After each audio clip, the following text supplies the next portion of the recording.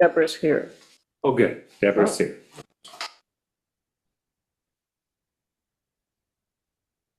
Hi, Deborah.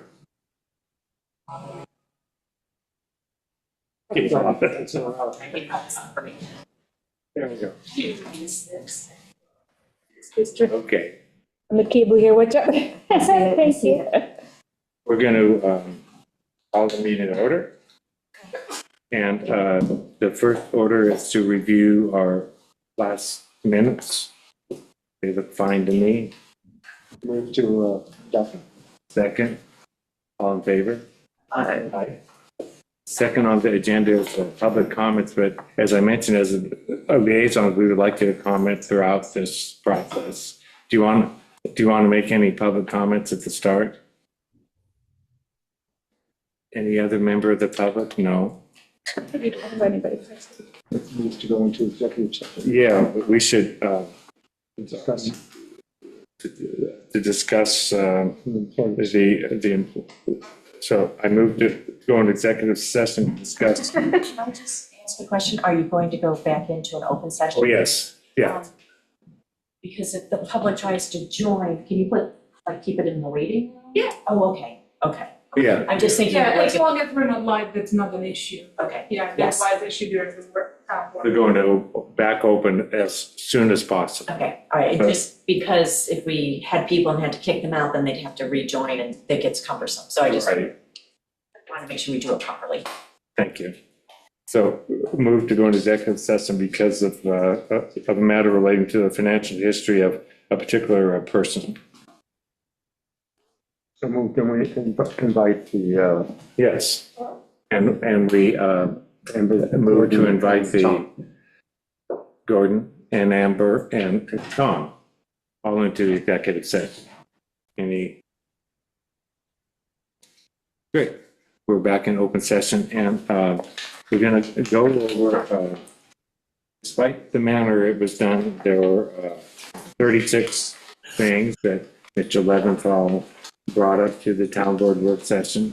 So we partially gained the benefit of his review, what you would call a stress test, the last minute. And I hope that we can work through these. And like I mentioned, I've itemized this to try to lay them out one by one so that the town board knows that we're addressing everything that he said. I'd like to just interrupt and say thank you. I mean, I don't know how long this took you, but oh my God. Wow, what an effort. that was great. Yeah, thank you. Well, it had to get, that's the only way to do it. Yeah. When is the next town work, when will the next work session? We have a work session on Tuesday, the 9th, and also the 16th.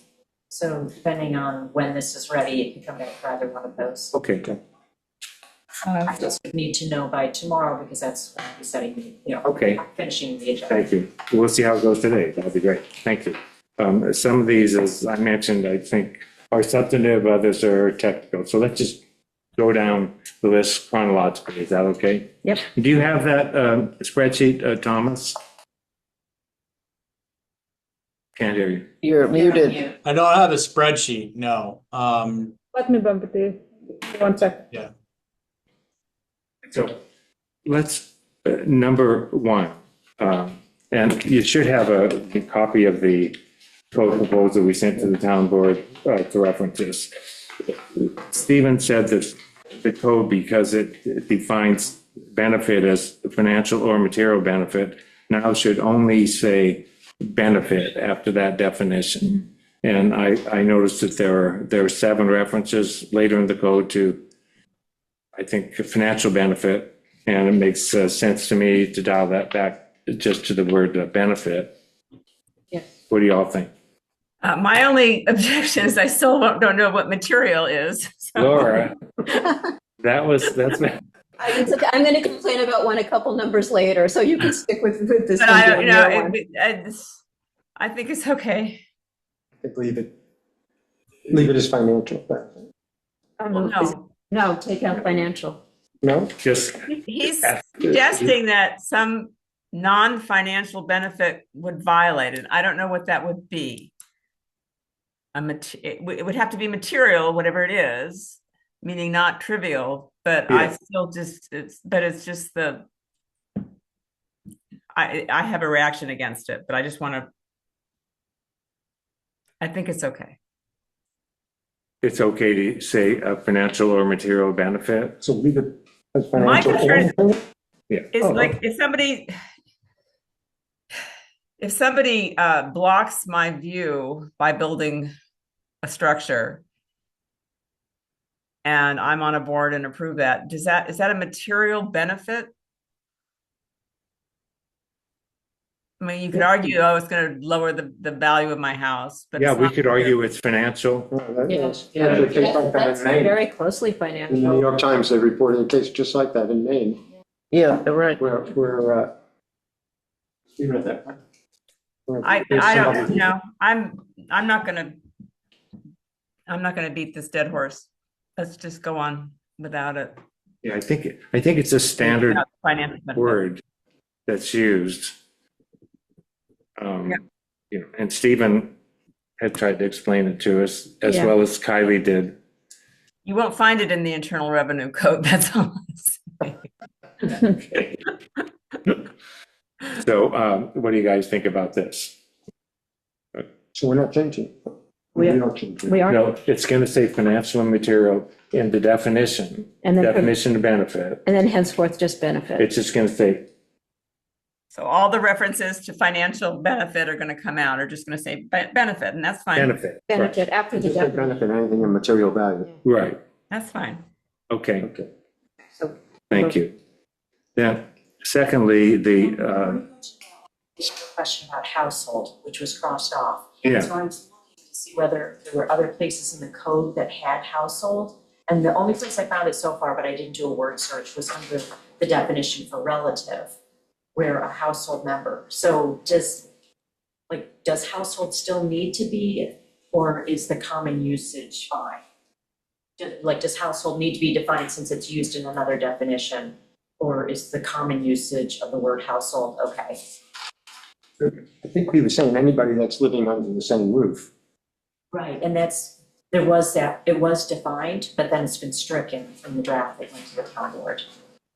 I mean, I was looking at the red line copy that came. yeah, I gotta call that out. Relative, a spouse, brother.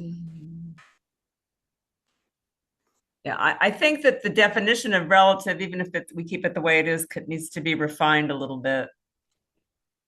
It says a spouse, brother, sister, parent, grandchild, or the spouse of any of them, or a household member of an officer or employee. So I think the wording there just needs a tweak. It should say a spouse, brother, sister, grandchild, etc., of an officer or employee, or the spouse of every of them. So your sister-in-law is a relative. That's what you're saying.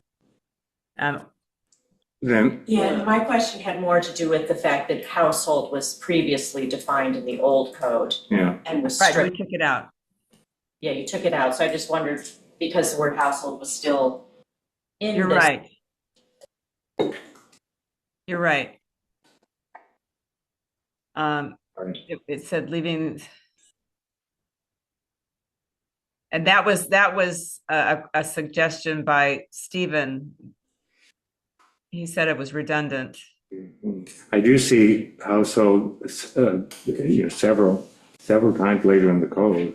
Yeah, I stopped searching once I found the first one. Yeah, it comes up about Yeah, it's an 8-4. maybe 5 times, so. So do Let me clean that up. we want to take it out of the members of the household, just say. Well, then he goes on to his fourth suggestion that a relative shouldn't include an unrelated household members. Right, and that's policy thing that Stephen says, but that would mean adult Partner. children, an adult child that lives across town, you could do any kind of financial benefit for them as a town official, and that doesn't count. And I don't agree with that. And I agree with you. I was aware when he said it in the meeting, and I thought, no. All you They have don't- to do is recuse yourself from that. of helping your son, adult son or daughter. Who lives across town. Well, there's two things. In number 2, he says that no adult children who have their own separate financial identities shouldn't be Right. included as a relative. And we disagree with that. Yeah. And then he Yeah. says that a relative should not include an unrelated household member. Oh, wait. Yes. You have an extra copy. I brought the wrong thing Extra of what? of what we submitted. I don't know. This is, Go for it.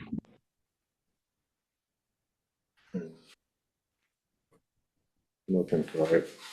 if his number 4 is correct, then we should leave in the definition of a household member or their households or something.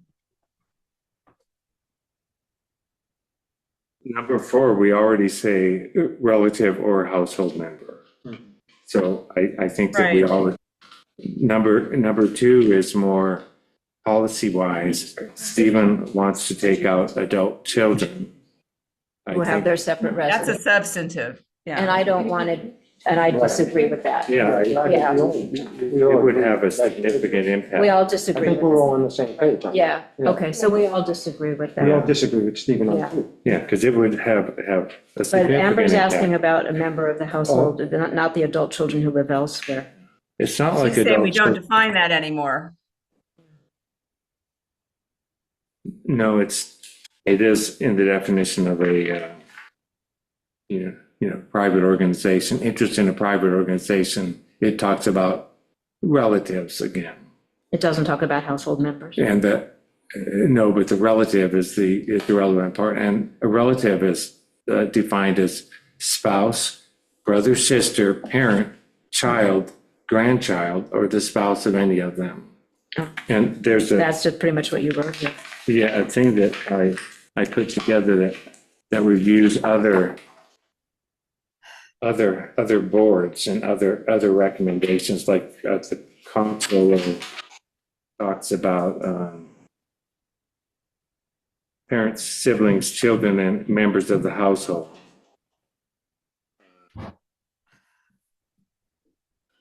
I don't mind going through this with a fine tooth comb and trying to separate these out. I think that unmarried partners should be considered relatives for this purpose.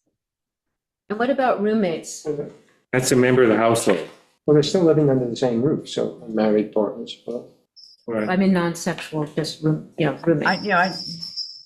right? That's a member of the household. Yeah.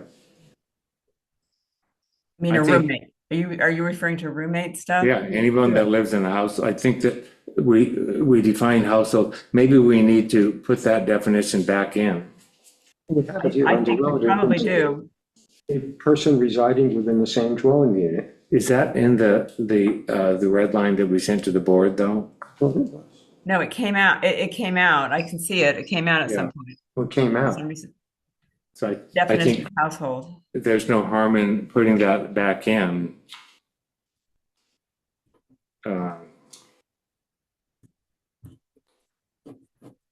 Yes. Right, what would be the harm in putting that back in? And, No, just a few extra words. I I think we were trying to make the document leaner, and maybe that's Yeah. why we took it out, but I I think- think it probably needs to go back in. Right, Yeah. Members of the household include persons residing within the same dwelling unit. right, that's pretty clear. Yeah. But I think what's substantive would be if we took out a child, if we took out children or adult children. And it's the same with the grandchild and the spouses. Now, some codes also have stepchilds and things like that. And we don't have as much as, Under what you said before, if you have a child, a grown adult child living in the first home, why isn't that, why wouldn't you want to include that? they do want to include it. I don't know, so why wouldn't we keep this initial? I do think that we should, It's just, just- Try and fit it into, because it has like just, comments. it was like, Small. Stephen wanted to That's all right. take that adult I have it. child out. Grabbed the wrong I one. just wanted to Thank you very discuss it with much. you to see if we're I agreed that think, well, we, the three of us have just, we're in agreement and need two more. the reason is for instance, the adult child can get a benefit from the town. Just Yeah, their parent needs to recuse themselves on yeah. it. Yes, exactly. It's easy. So- This whole code is based on disclosure and Conflict of recusal. interest. Okay, so we're all in agreement on that then, so Laura, are you okay with that? she said, Yeah. I heard her say yes. Okay. I am. So we're going to re-include the definition of household, and we're going to leave the definitions of relatives as it is. That's Right, our, and I'm gonna reword it a little bit to make it a little more clear, because I think it needs a little work. from Okay. that. And you're going to include adult children who live elsewhere. it just Yeah, says rather- children, it doesn't yeah, have It to just, say. it's already in there. Yeah. Fine, Yeah. no, I got it now, sorry, yeah. Anything anyone in the public wants to add to that? Okay, number 3.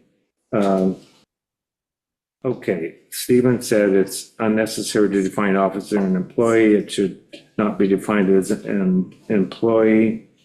It said, I disagree, but it sounds like I agree, because all we have to do is say officer and employee. We don't have to further define them as an employee. And this is in the definition of officer and employee says any town employee. And then what I thought was, we're considered employees even though we don't get paid, employees feels like someone who gets a salary, so you have to include board members and stuff, right? Well, it says in the definition, whether paid or unpaid. Okay, as long as you have that in there, then Yeah. I'm good with it, I yeah. think that's just a technical thing to say any town officer or employee. Because to me, I'm neither an officer nor an Well, employee. you are. Exactly. You are, You're an yeah, officer. for employee handbook, you are. I'm an employee even though I don't get paid? Mhm. Yes, Okay, yeah, every volunteer is. thank you. So, I doubt that many board members, though, think of themselves as employees of the town. no, we're officers. I think making that clear here, saying whether an advisory capacity is a good thing. Yeah, I mean, I like having it clear in there, whether paid or, Especially for ethics, yeah. Yeah, and that's from wide range of codes that everybody defines it as such. I think it's just to get the word employee. Yeah, I like your wording, Duff. Okay. I think I liked what you put in there. Definition of relative, we just talked about that. We already, we already include, wherever it comes up later in the code, I think the point is relative or household member. We never say relative without saying household member in the text of the code, just to make it clear. So I think that's okay. Any other comment on that? No. Number 5, 87C. Yeah. Yes, we had talked about this and we asked him to define ministerial, yeah. which he did. Now he wants to take it out. 8.7. I thought that was language came out, the saying like, I didn't like that I wrote that. You mean I would have including, said such as, that bothers me that I wrote that you mean instead of including? at the end of C. It said such as originally. I know, I don't know how it got like, I shouldn't have done that. Sure. So I would add, just change it to such as, but I think that, I don't think there's a problem. He says this is not the place. I can make this sound better. No, we don't want to change anything that's unnecessary to. Well, she's just Well, changing it's such as. It's tricky, it's tricky to say something that doesn't involve the exercise of discretion. That's not obvious to many people. And that's why I think an example here is not the worst thing in the world. I just think maybe it could be worded a little bit better.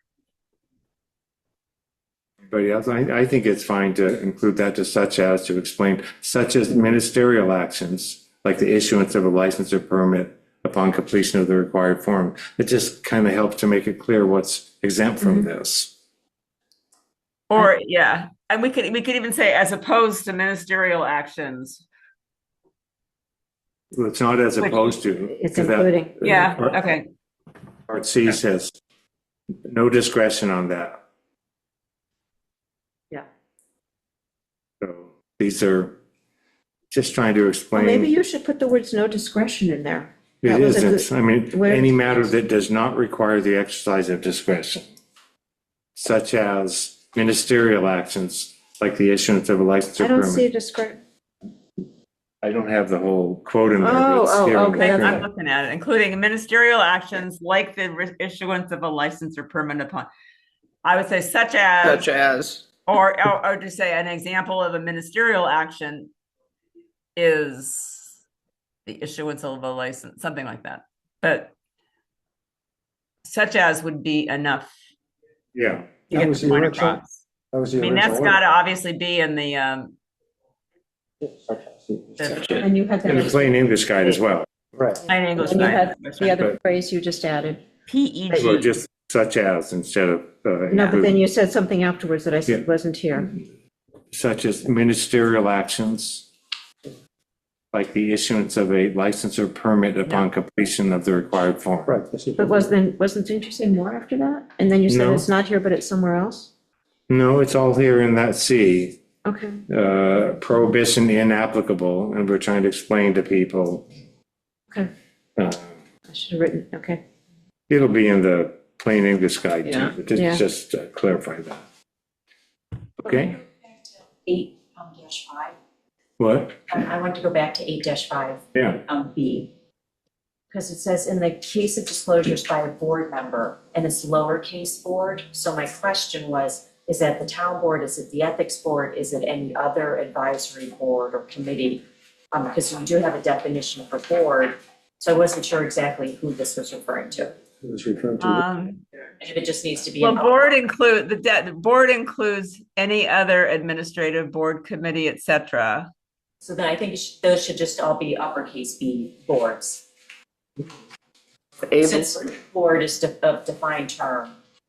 So we were referring to all the other advisory committees. Okay, so then I think it does need to be uppercase. member of a board with a capital B, or Yes. committee, small c. Yes. Or committee, maybe. a board, Committees, I don't- Yeah, that's why doesn't make sense. we're kind of using it generically here. Although you do have the definition, the town board and any other administrative board, committee, or other agency or body comprised of 2 or more town officers or employees. Yeah, So Yeah. since it's defined, I think it should be uppercase B, so someone can go back and look to see. I don't think that's a problem, okay, that makes sense, I've added but we need that. to go through the whole document and do a hunt and search. That's pretty easy to do. Yeah. Okay. I don't think there's a lot of them. let's It's not see. hard to do. You can just change them all with one click. It says there's 87? References to board. You're right? Yeah, like under 8.5, the paragraph B. Oh, I see, a lot of them are crossed out, so hopefully there's not 87. And it's pretty easy to There's a capitalize. function for it, yeah. So it is going to be capitalized? Yeah, unless anyone, what do y'all think? It's good, since it's defined, Yeah, then it's- we're capitalizing. Okay, it was a capital. Okay, revolving door. Now, we have, we recommend changing our revolving door prohibition from a 3-level one to a 2-level one, where 30 days for certain stuff you shouldn't do when you leave town employee, and 1 year for certain other stuff.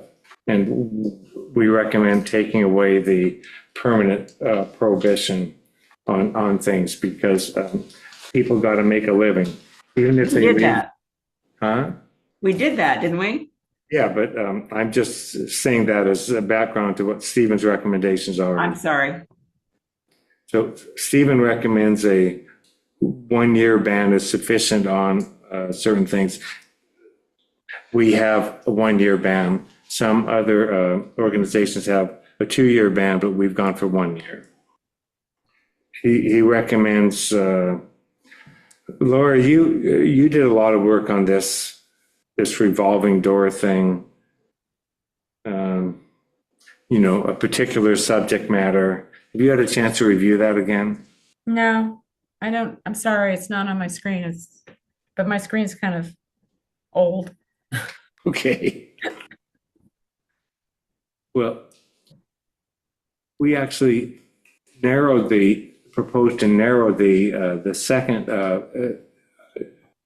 prohibition, or to clarify the second one, that for 1 year after being an officer and employee, they may not represent or render services to a private person or organization in connection with any particular matter involving the exercise of discretion before the office, board, or organizational unit for which they serve. So there's two things in here. We clarified it with, in connection with any particular matter. Right. And that's And we, what he requested, as I recall. yeah. And we also say may not represent or render services. Yeah.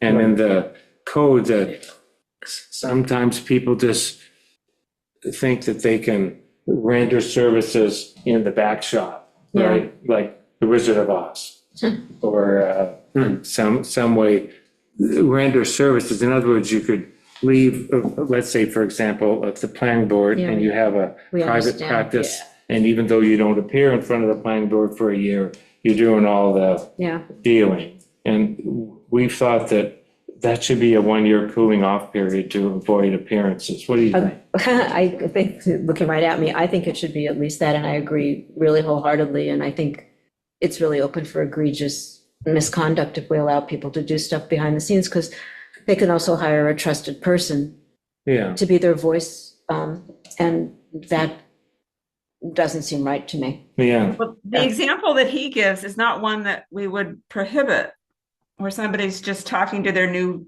colleagues saying, you know, who's the best person to approach? I'll help you prepare an application. right, It's specific to a particular matter on which they worked. right. That's a good point. So I don't see the objection there. I'm sorry. It doesn't, Laura, just let me say, it doesn't say any particular matter on which they worked. Any particular matter revolving the exercise of discretion before the town for which they served. So that if they would have been serving on the board. But it doesn't say any particular matter on which they worked. Well, any particular matter that was before the board when they were on the board. I think that's what it says. No, it doesn't exactly say that, I don't think.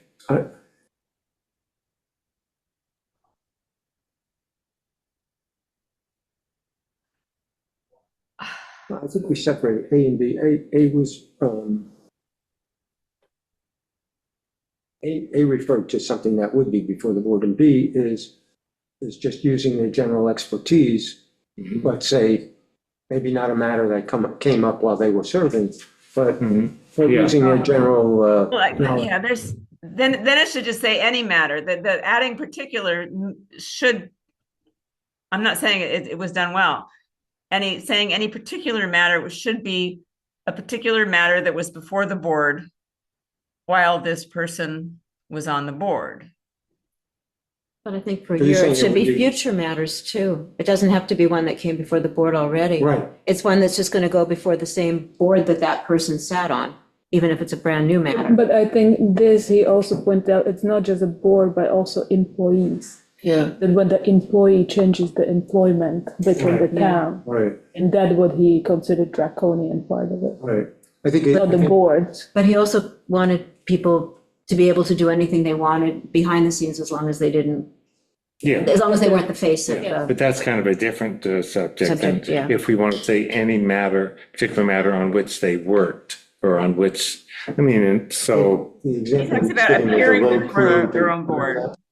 the I guy don't working think- on the road Just a- crew, and he quits one day, and the next day, he's hired by the company that's doing the road. right, he worked on that. He's Yeah. saying the prohibition should prevent them from appearing before their own board.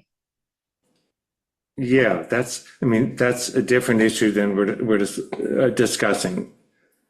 One issue is whether they should not represent or render services to a private person. And I say, yes, they should not. Another issue is whether they should be so prohibited on matters on which they worked or in which appeared in front of their board, as opposed to any matter. Let's say building inspector. When they leave, we're saying for a year, they should not represent or render services to someone in connection with anything involving the building department. Well, then that means they can't be a contractor on new jobs? Correct. Well, That's a little extreme. yeah, we may actually mean he's not supposed to come back to the board, come back to the building department on something on which he was the inspector or worked, exercised discretion. I think that's kind of what we meant. All right? What do you guys? He recommends prohibiting employees from appearing before their own board as the face, voice, or signatory on a request. That makes sense to me. A better example is the planning board. Planning board, yeah. Yeah. Where But they somebody who can't- is- they that's- can't- Yeah, Yeah, see, I think there's a distinction, Duff, your example, the building department, they have a series of rules that they're following, and if you jump through the hoops and you meet those rules, you should be allowed to build whatever you want to build. Mhm. But the planning board is looking for Variance. variances, so I think it's wildly different. Okay, so Example. let's use that as an So the example. planning Okay. board is a much better example. Yeah. Right. So somebody leaves the planning board. And then he has a client who is having trouble with the variance. Right. He's not to come back before his old board For a year, For a year. Or render services in the sidelines, Right. right, even on something that they didn't consider in Yeah. front of the planning board earlier. I say yes, So that's what that says now. good. Well, one would allow him to represent that person, but get somebody else to sign the application. No, and that's appear what before I the board. don't, No, and it's- I say no to that. it may not That was represent Stephen, or render service. that was Stephen's distinction. He wanted them to not be able to physically come, but be able to work on the sidelines. And when he was saying that in the meeting, I was like, no. Yeah, I mean, it's an issue in these codes. It's a legitimate issue whether somebody can just go in a back office and direct things as opposed to being the face or voice of an applicant in front of, let's say, the planning board. I guess I would like to know what the current code, what does our current code say? I don't want to surprise somebody who's already on a board, say, guess what? Now there's a 1-year prohibition. Our current code says the same thing, Same thing. except with the word particular. Yep. Okay, We do take out the lifetime ban, yeah. basically on things, and What's the We do 30-day apply the ban? current code in the case, in at least one case, I won't bring it up. yeah, we have notified at least one former employee that the previous C applies to them, Mhm. lifetime ban, and we think that that's draconian. Ah. We think a year cooling off period is sufficient, and the whole idea is to maintain some public trust that ex-employees aren't taking advantage of things. But how do you differentiate whether he's a board member or an employee, like a building inspector? We had that situation. Yeah. The building inspector appear before the building department and then before the board. How do you differentiate between those two? A building inspector? Yeah. Well, employee and board member, that is, essentially employee as well, but it's understood as a different type of employee. Yeah, I mean, this is not something that we just freelance. We've taken this out of other codes and perhaps the comptroller's model code.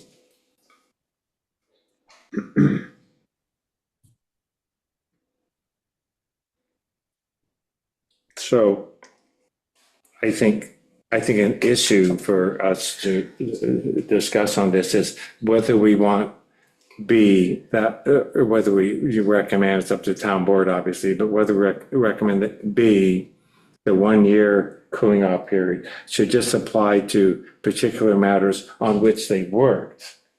Like, let's say, planning board member that leaves, it can only apply to something, No, Okay, and so I don't agree with that, because no, neither do I. I'll give you an example. Let's say somebody was on the planning board and for many years, Yeah. knows all the people on the planning board, yeah, and then leaves the planning board, right, advertises on his website that he's a former member of the planning board, right. and then he's getting people wanting to use him because he was a former member. Yeah, it doesn't So that, look right. that doesn't meet the Smell. smell test. Yeah. I think the 1 year, 1 year. 1 year should stay in there. I'm happy with it, and that's what we have. in I the- think 1 year's enough. Yeah. But the membership of the planning board will not change within the 1 year. I know, but at least it'll be a little more distant. I mean, So this is basically our same proposal But that you- we like it fine. And we're taking out we propose to take out a lifetime ban. But it doesn't, but we are, it's new issues too that they can't do, right? It's Yeah, not just things, It doesn't distinguish between new or old issues. then I'm good. Right, And it doesn't distinguish between behind the scenes and in front of the right. scenes. It's both of them. Take a year off Okay, yeah. from that. I mean, somebody can leave the building department, do carpentry or whatever they want to do, just don't come back to the building department for a year applying for something. That is hard. That one is a harder one. That one is the harder one, yeah. Yeah, your example is a tough one. I don't, Well, they don't have to come back to the building department. No, but, Yes. but it's hard for But them if not they're to the con- engage in If they're the matter Yeah. from behind the if they're a scenes. contractor, they need building department approval to build a building. Right, I was thinking of it more being focused on a particular project myself. No, I don't like the project thing, but can we say something about maybe where the discretion is involved? Because the planning board has discretion and theoretically the building department doesn't have discretion. They follow.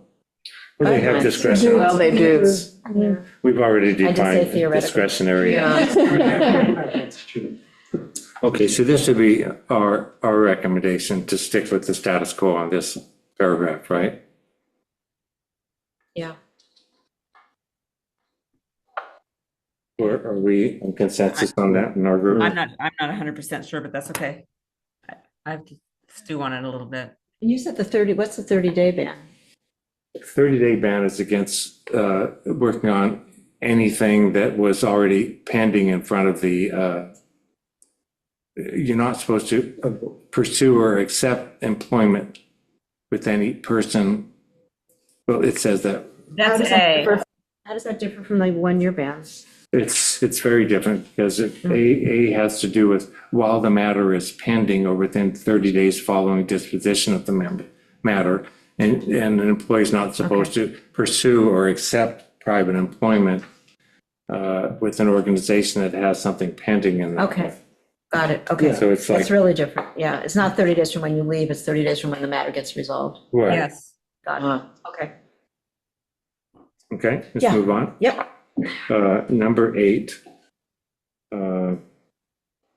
Permanent ban is called the particular matter ban and is commonly permanent. What is that?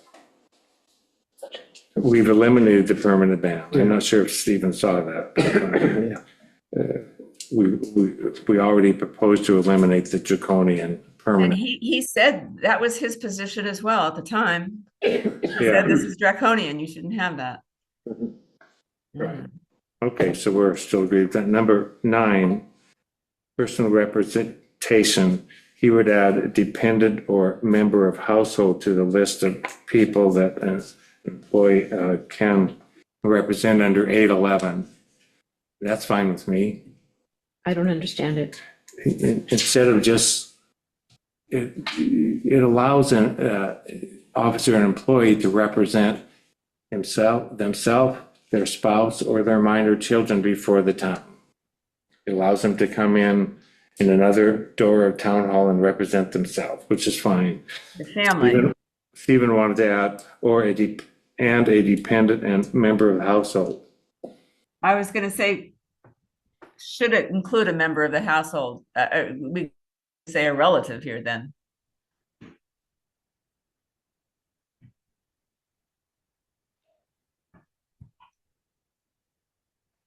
I don't know that it matters. Well, Does it matter?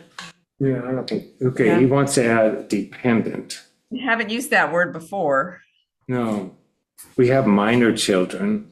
right? Maybe adding household. On their own behalf or those of members of their household. I don't.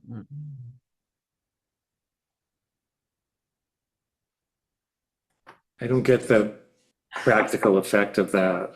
He was just looking to come up with things at the Just time. picking So- nets. Yeah, so this is the thing he came up with. I don't know that that every one of these is gonna be, Yeah, he was just really looking, I don't think it makes any difference. yeah. asserting a claim against the town on their behalf or on behalf of spouse or minor children.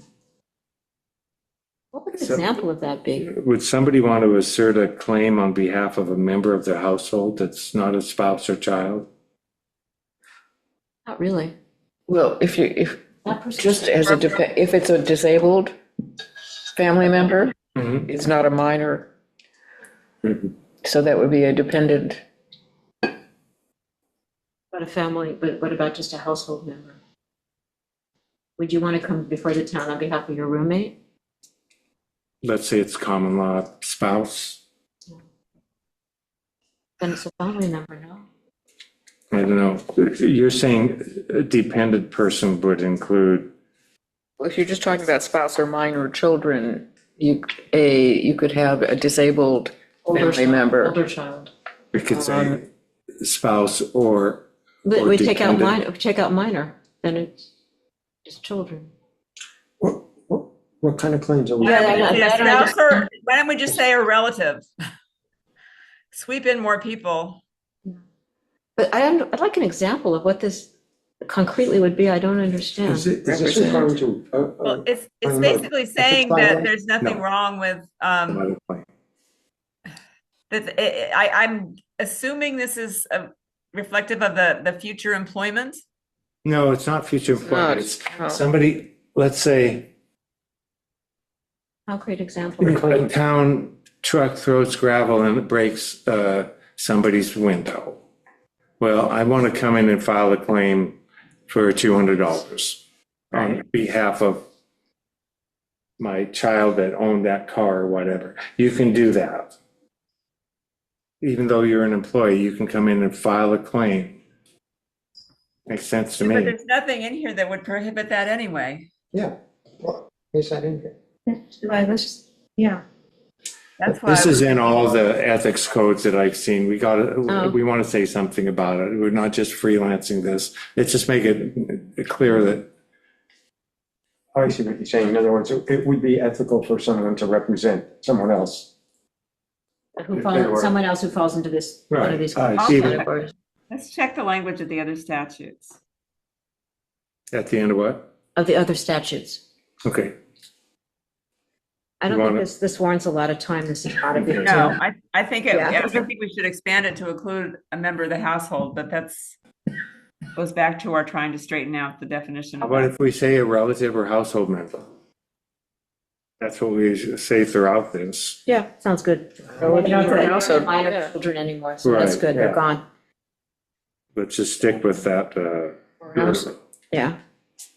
relative or household member. We use that throughout this. It's simplify it. Yeah. You guys good with that? Yes. Okay. 812, use of town resources, he would add town compensated time. I'm saying I don't mind that, but it's already in the employee handbook that they're not supposed to do that. This is under 812 A. He would propose that we add a sentence that says town compensated time. I think it's kind of included in there. But if it's not clear, I mean, number one, any use of town resources authorized by law. Yeah. Do you think we should add sentence? Implies you could take a truck and use it, he suggests, if you're on your own time. Yeah, just not, Where would he add time?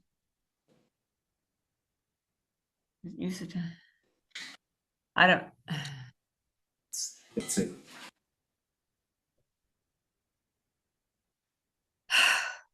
Okay, now, under A, the second sentence, town resources include but are not limited to town personnel, the town's money, vehicles, equipment, materials, supplies, or other property. We could just add, and town compensated time. But for instance, that's saying, trying to be clear, the employee handbook says this, but already, it's like candidates they can go out there and, or other people, they can campaign, they can do stuff during the day, but it's not supposed to be on their town compensated time. Right, on their own time, they can do it. Right, which they already do, but we could add this to that second sentence there. They say they can't use their town compensated time. Monies, vehicles, equipment, materials, supplies, or money, vehicles, equipment.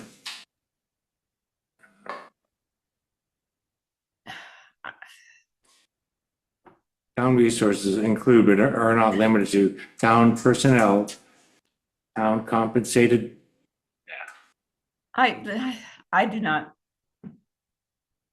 I don't think we need anything because it's in the employee handbook already, but I think this is ample.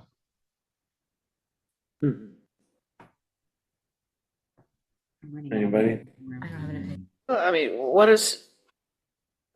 if you borrow a truck on the weekend that belongs to the town? That's not town compensated time. It's a town resource.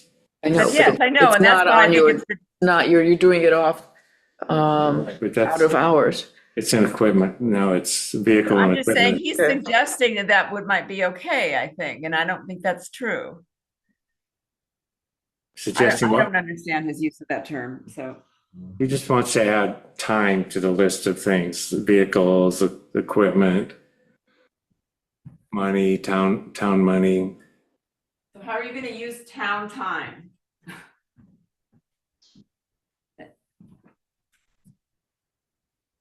Like doing something personal on town time. Yeah. I mean, there's, Okay, so you can't make any personal phone calls. We have an employee handbook guide on that. Yeah. yeah. We could, like, number 3 says, the occasional use of phones and computers is That shouldn't fine. be construed, right? And Don't you think that is something that I would assume or hope that a supervisor would keep track of, but does that rise to an ethical violation? Yes. if they use town time to do something, Well, if somebody's using town computers to trade stocks and, running a separate business on the side, yeah. It could, depends how egregious. Or, so what do we think? Do you think we should add town time to this list of things? Sure, why not? It's one word, right? Question. I don't think it makes a lot of sense in the context of many Compensated time could be a vacation day. use. That's a good point. They can do anything they want on vacation days. Like, so I'm like, not sure if I, like, what the definition of time, compensated time is then. Good point. So it'd have to be something like during working hours or something like that.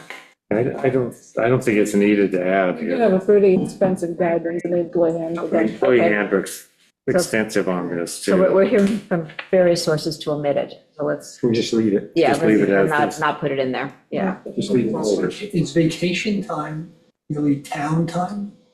Town Well, it's copy. town Compensated. compensated time, it's Amber's words, or, That's what he's saying, to add there, town compensated time. I don't, I wouldn't. I disagree with that. Disagree with what, Yeah. Laura?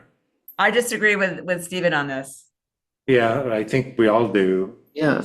Does anyone want to add town compensated time to this to Apparently not. confuse it? Yeah. Let's just go with the status quo on that. Yes. Okay, interest in contracts, which is a complicated area, because if there's a conflict on the contract signing, then the contract can be void, so it is a serious conflict. Stephen thinks that we should not refer to exemptions in state law. Now, I printed out the exemptions in state law. Anyone get that? Yes, I saw it. I don't have it in front of me right now, but I, Where is it? I was gonna say, this is the first time we mention Article 18, right? In the code, First time we mentioned that. Article 18, did we mention it Yeah, we mentioned it a few other times too. before this? after. What I'm going to suggest is that we say Article 18. It's confusing. People might think Article 18 refers to the town code. Yeah, You know what I mean? So we need to identify. yeah, that's good. When I looked at that list, I just thought that there was nothing there that was apt to apply on shelter island. That was unlikely. So I didn't think it was relevant to include it or important to include it, but. Article, does everyone have the 14 exemptions? Probably not. Yeah. Yeah, but not handy. Does everyone have, oh yeah, it's on this thing that starts with a complicated thing, thick language. It's the state law that the exceptions are spelled out in 802. And Stephen would like us to print all those in the town of Shelter Island code.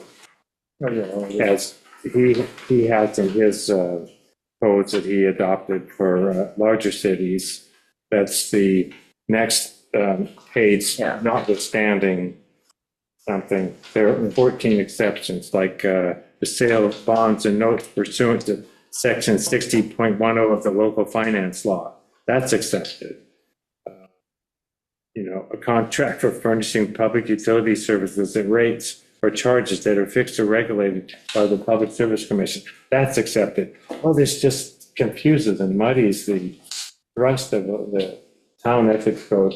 That's why I think, and we have thought it's fine to refer to this. And what do you guys think? It's fine to refer to it as long as you refer clearly.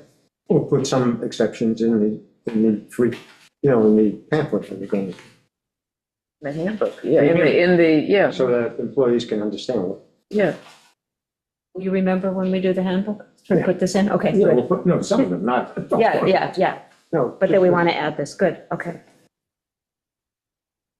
Yeah, so under paragraph C, for instance, interest in contract C, we list a couple, for example, exceptions. Exceptions are detailed in 802. These include an exception for contracts entered into prior to the time a town employee was elected or appointed, exception for contracts in which the aggregate do not exceed $750 in a fiscal year. So we, for example, have probably the two most reasonable exceptions that might occur here. Someone could get a contract before they're elected, and then when they're elected, they don't have to give up that contract. It's only once they're in office, they're not supposed to get that contract. Yep. So those are Yeah, examples. I would just, after it's in A, where it says Article 18, let's say Article 18 of the municipal law. Because that's the first reference, yeah. Yeah, because that's the first reference to. Yeah, Article 18. I think that's a good point So they know what we're referring to. of the Well, we state. State talked municipal. about it a lot in the preamble, but not. Yeah, well, the first time we mention Article 18, let's make sure it's clear that's Article 18 of the state. It's a defined term, but maybe that's not enough. Does it say the state general municipal law there? That's the definition of Article 18, but that's okay. I don't have a problem with Yes, adding it. it's And the we can first even add definition. another sentence. It does it in the preamble, yes. And it's in the first definition is Article 18. Right. So just, so if somebody pulls up that section, they know what we're talking about. Yeah, we could even add a sentence saying, employees are urged, who feel they might be affected by this provision are urged to review the exemptions, and I don't know. That's I wouldn't add that. plain language guide. Yeah. Yeah. Yeah.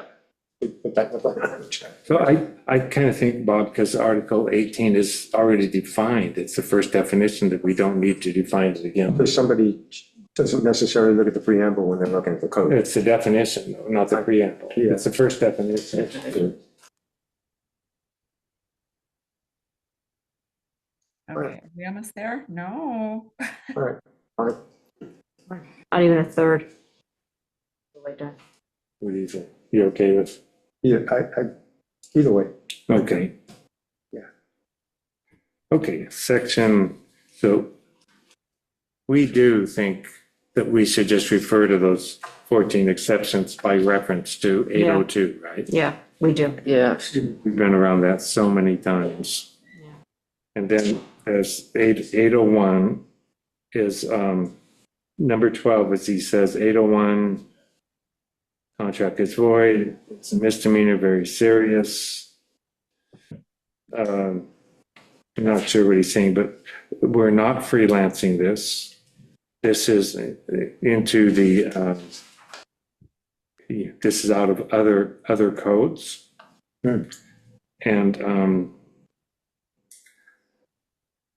so, let's see, 813E.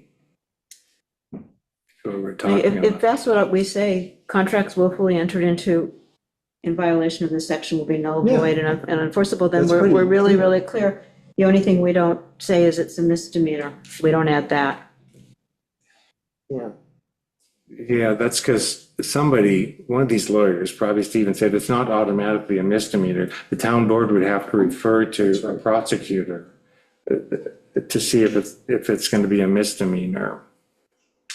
And we refer to that later in this code. We leave this one. Yeah, Okay. Okay. Leave the status quo. We do, it already says how serious this is. Yeah. yeah. 13 political solicitations. Stephen wants to do away with the word Induce. induce. He thinks that's a little too squishy. I don't think it is. Compel or induce is used in this context in the controller's model code and many local government codes. It's obviously if somebody gets an innocent email that's not inducing, or their supervisor's not really inducing them to do it's just like a standard term. What do you guys think? No, I I agree. think that's fine. Yeah, because compel means it's mandatory, and we're not talking about it being mandatory, we're talking about it being like psychologically Yeah, forceful. So yes, I think you have to leave it. so compel and induce is okay. Yeah. 14, confidential information. He's saying he would define that a little differently. That's fine with me. Let's take a look. How are they supposed to know information that is made confidential by federal state law? That's his. Now, Stephen, I will say he's representing several people around the state that are charged with ethics violations. He's on the other side of this street sometimes too, and he uses these rules to defend his clients. So we may gain the benefit of some of that here to avoid a loophole, if you will, and what's confidential or not.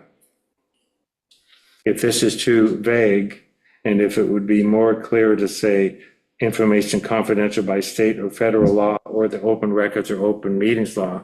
It doesn't help. Yeah. Well, It doesn't help the employee when they're trying to figure out what's confidential and what's not. Right.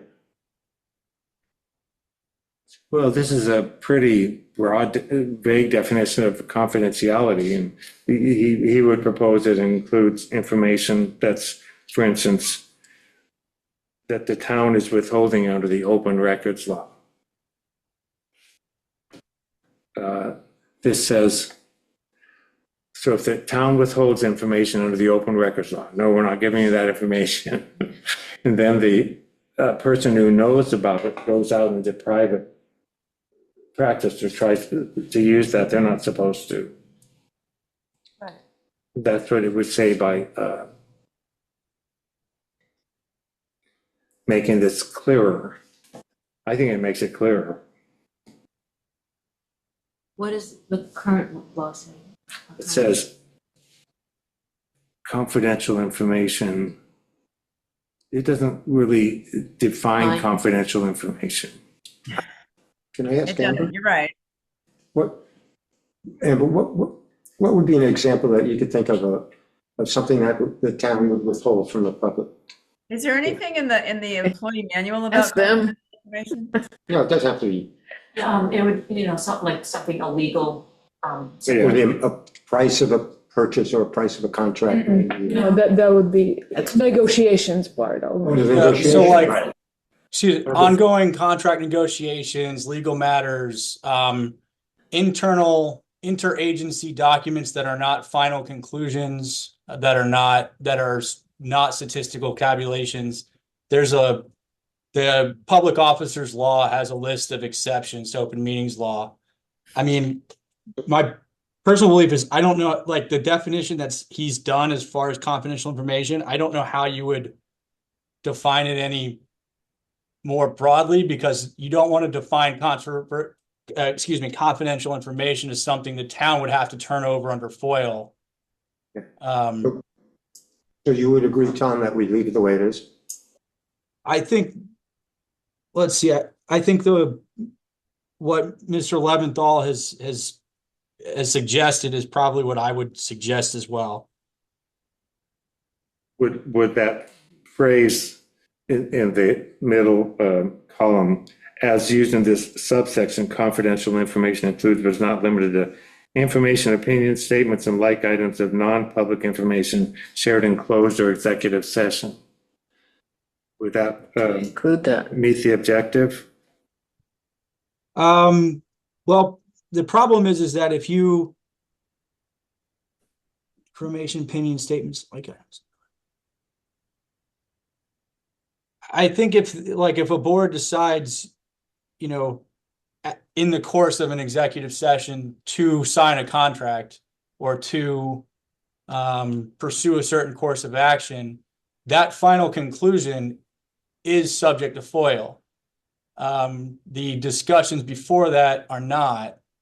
So to me, this sentence, that final conclusion, it sounds like would be considered confidential information under that definition, but it would be subject to FOIL.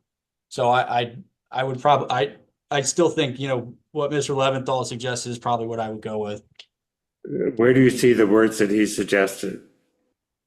Confident, he would define it as 1, information that is made confidential by federal or state law, and 2, information the town has decided it would hold under the open record or open meetings law. That's fine with me. Yeah. This other quote in the second column comes from the comptroller's model code, but I think that Stephen's proposal here is more specific. It would just be another sentence that says confidential information includes, and then those two things. I kind of prefer that. To use this example, Information, opinions, statements, and like items of non-public information shared in closed or executive session. That to me is more specific. but Thomas just thought that that's not as specific as what Stephen proposed. No, it's not the specific. It is more specific. I agree. But I think that sentence includes things that would be subject to FOIL that the town would have to turn over. So I don't think you can make things confidential under the ethics code that would be subject to FOIL is my issue with that sentence. I see. So why don't we just use these examples that Stephen cited that are very specific? That's what we should do. Okay. Because I don't think anybody, my only problem with that language is I don't know what it means. I don't know what's confidential Well, understanding. you'd have to know Local what's, law, and I don't know what the town has decided to withhold. I would just think if we're having a private discussion, it's confidential and we shouldn't share it. But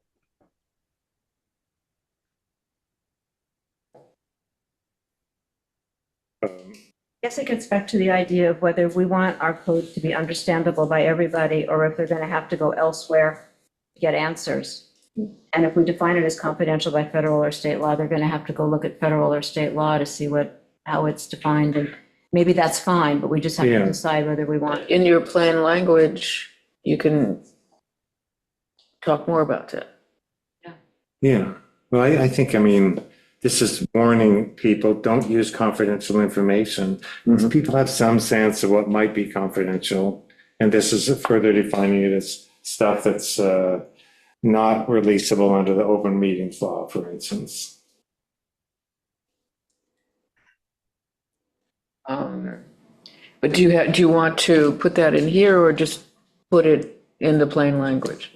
No, I mean, this is the plain language guide would just say For example. confidential information. Yeah. It wouldn't probably have a lot because this isn't going to come up very often. Does it need to be limited to FOIA? Because by FOIA, because isn't it okay for the board to say if you learn confidential information about somebody in the course of working with them, you shouldn't be sharing it? Not sure why FOIA is the This is- guiding star here. Because it kind of draws a bright line. And I think Stephen might have experience on the other side of the table with this stuff, representing clients. Yeah, we can put it in. Yeah, I just don't think the town can make an argument that something is confidential if it's public information under the FOIA law. Yeah, yeah. Whereas his definitions draw a brighter line on that. So I would suggest as using this subsection, and then we add what Stephen suggested there, what's confidential. Is that okay for now? Yeah. Yeah. And I think, Laura, if you learn something personal about somebody that has nothing to do with the town, but just because you're coworkers, then that's not a town ethics violation. That's just a not being a good, I was thinking being a good about board friend discussions. violation. I was thinking about board discussions. That's fine. So you want to go with? What Stephen wrote? As using this subsection, confidential information includes information that's made confidential by federal and state law, and information the town has decided it would withhold under open records or open meetings laws. Okay. So his change. So we could say the town has legally withheld under open records or open meetings law. So that means that the town has legally withheld that kind of stuff could be challenged.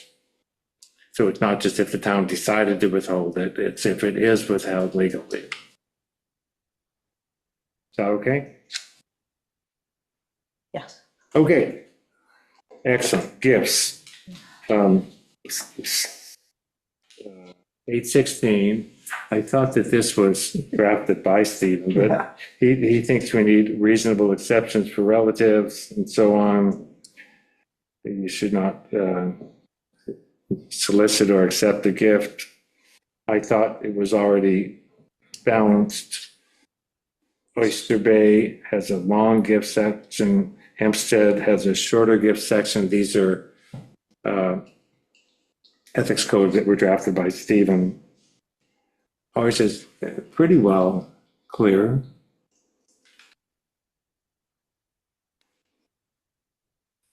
Look at 816. And we even say it's okay for $75 a year. Right. Yeah, I thought ours was fine.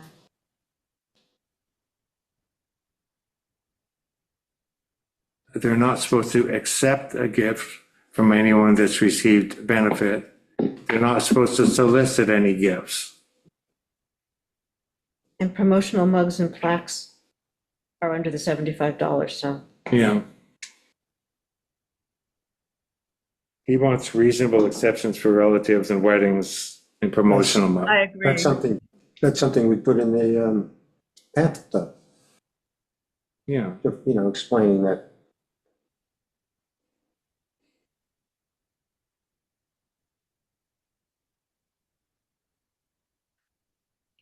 Yeah, I think Have number- they? paragraph D says it's a gift that could be inferred it was intended to influence them or expected to influence them. And a wedding gift, I think, would not fit that. Right. It could, I don't. I would just say, If it's a you car. could just have Yeah, I was gonna an say- additional subsection saying this section shall not apply to gifts, personal gifts between family members. Or, I don't know. Mhm. That's not, what wedding gifts are not between family members, right? It's an outsider giving family a wedding gift. Yeah, you're right.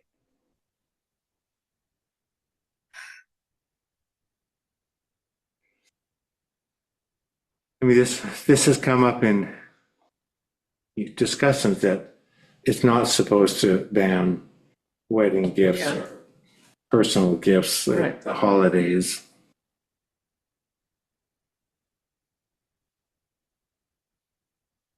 Promotional mugs. I mean, we already have.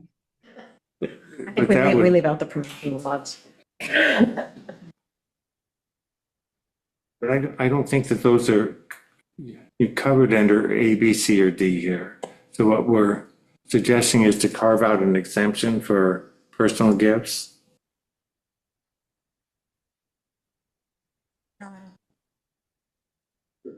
When we're explaining this section in the, we would use these examples and say it does not apply to. So about the. I mean, how would we define? We don't want to keep this, same thing as adding, he seems to always want to add examples. Right. I think B could be expanded just to exclude relatives, gifts, traditional wedding, holiday gifts, and gifts between relatives. Under D, to say that it doesn't apply Sure. to them. Right. No, that, No, B. I would put B. it at the end of B. B That's is really the blanket. B's a different place that talks about a gift from somebody who's received a financial benefit from the town Yeah. in the last 24 months. I think if we want to narrow gifts, it needs to Well, be if- under D as in, If your wife received a benefit, does that mean you, from the town? Does that mean you can't give her a Christmas gift? I doubt it. You tell her that. wait, Where that comes. if your wife received a I'm not sure, benefit, Laura, that that's what this is saying, is it? it's the, There you Shall go. directly accept a gift. it's the town officer that's not supposed to accept the gift. So if, From any other person. Okay, so if your spouse received a financial benefit, you can't accept a gift from them. I don't know. all this is subject to common sense, but I think if Yeah. we wanted to limit it, it's in subparagraph D, as in David, where we say what gifts include. Okay, then we could say they do not include. Customary, I think it's fine as is. Be that specific. yeah, I don't I think think so we're either. just getting in trouble because what Yeah. if somebody Yeah. gives a $10,000 wedding Yeah. gift because they're planning to come before you? Then Then it's a wedding gift, so I don't want to Is that start. intended to influence? Well, Then we would. Yeah, let so I'd that- rather just leave weddings out. Yeah. Not make weddings Just leave okay. it.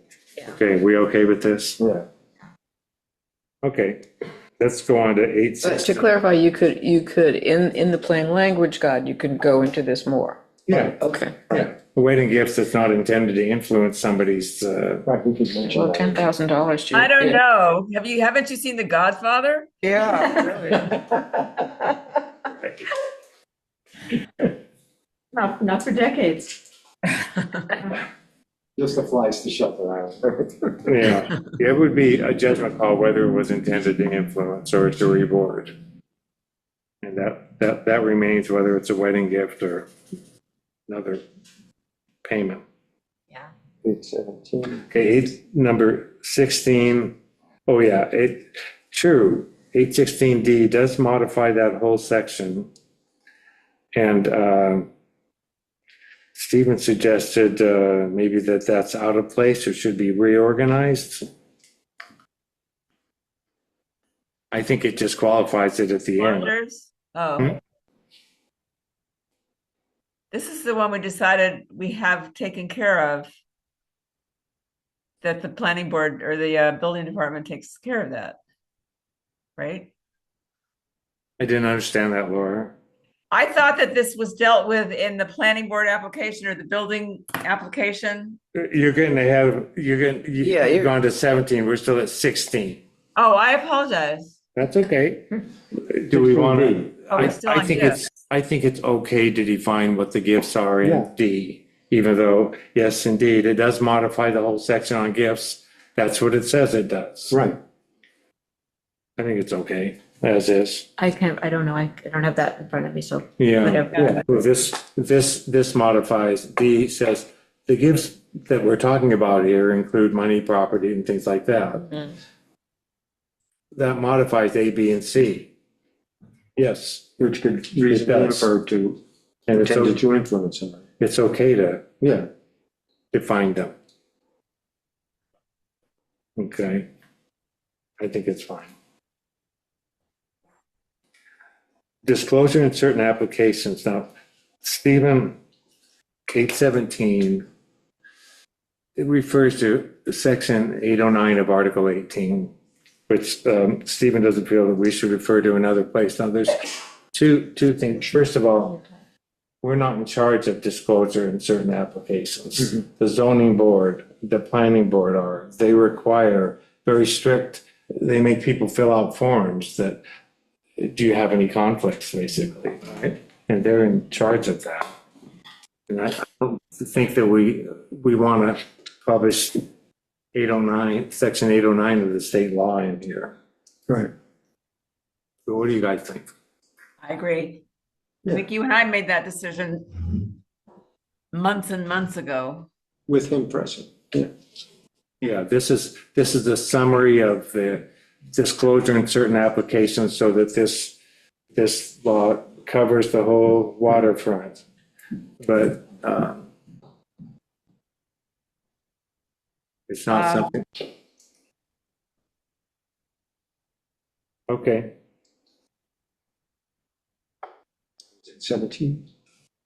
that's 17, but we don't want to lay out all of Article 18 on it. We just want to have a summary like we do. Yes. Right? 818. And we can come back and revisit any of these at the end. Let's try to get through the rest of the list. The administration, 18, first paragraph. He says that's more appropriate in a preamble, and maybe it is, isn't it? Maybe it's still in the preamble, maybe. I see no harm in having it here too. Okay, let's just do it. There's no harm, no foul. It just states the intent of the town board here. We're trying to do the board a favor with these ethics cases, keep them off there, out of their hair. I think Yes. I see no harm in it. Does anybody want to move that out of there? Ethics board memberships, 818C. We've gone on to page 2, Whoa. number 19. These are shorter things because most of Got a them. long way to go. No, most of these are technical. 818C1 says, he doesn't think that there should be a ban on political officers or campaigners. We have talked about this, and we do. Yeah. We don't want, I was kind of surprised by his statement, to the victor go the spoils. Like if somebody wins office, they can appoint the ethics board. That's like the opposite of what we want. We want independent ethics board with staggered terms so that, the victors don't Run amok. control the board. Okay, I agree. So that is quote for what we've got. Yes. Ethics, he doesn't want it to say ethics board members should resign when their own recusal becomes prevalent. He said that's already in another section. I don't see it in another section. I do see it in the qualifications of ethics board members. In fact, that's a qualification that applies to Everybody. other boards. If yeah. a planning board member is repeatedly recusing himself because of a conflict of interest, they need to get off the planning board. Yeah, I agree. And I think, Or waterways management advisory. right. they do Yeah, that was our first case. So I think Right. prevalent recusals is a reason to get. What is what is a prevalent Prevalent is a judgment call of how prevalent or how frequent. We tried to put a real number in for a while, we were debating, and then we just realized we didn't want to Half the, quantify it exactly, so. right, if you Yeah. have to recuse yourself too much Yes. because of conflicts of interest, you should get off the door. Whatever the board is. Using themselves constantly. Yeah, got it. I just didn't know what prevalent meant. Yeah, it's Okay. not a numbered term like Okay. Deborah said. We once used another term than prevalent, but the same general idea, Do you remember what it was? frequent or Yeah. something. Okay, 21, 18C, 3, Yeah. reference to Yeah. 819 is correct. That's Wrong correct. reference. It should be changed to 818. Ethics Board substantive Yes. Yeah, authority. he did a line by line review of this. Yeah, so, Never Well- before looked at it. no, Right. I'm grateful for some of these comments. I just wish we had gotten them months ago. that would have been, That's what we asked them to do a year ago. yeah, it would have been nice, but 818D1. I didn't understand his point exactly, that he wanted to change the wording in 818D1 to people should request advice He's regarding saying that. we're not supposed to offer it unasked for. We should wait for somebody to ask and then offer it. I think that's what he's saying here. But that's what this says. Maybe he was getting tired in his presentation. He just said, Yeah. yeah. I didn't understand the point he made. From him, if you're on D1, is that instead of saying personal compliance or the compliance of an employee, he was like personal duties or obligations. Their personal, Duties or obligations. That's how I heard it. And that's what I've been changed I made in my notes. I'm sorry, are we talking about D1 still? Yes.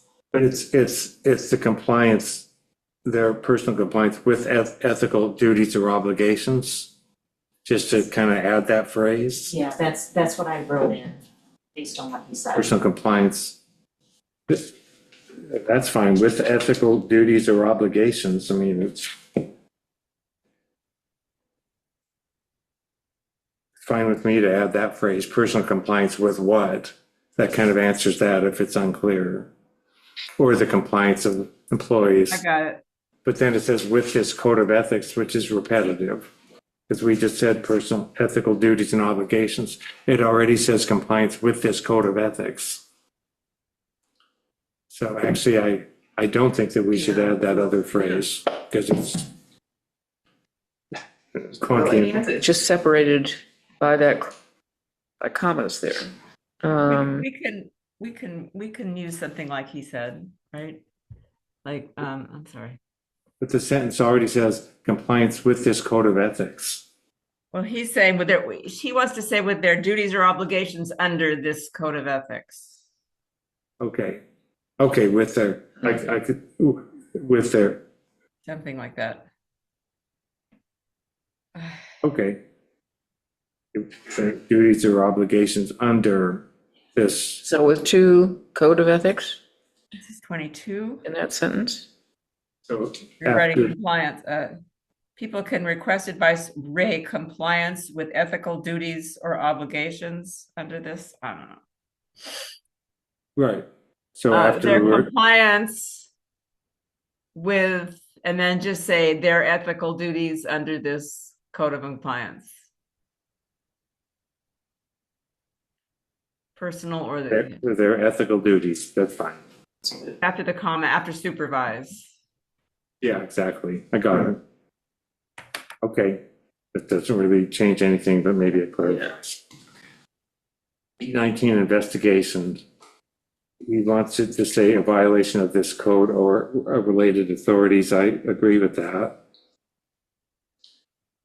I'm sorry, which number are you on now? I got lost. 23. Thank you.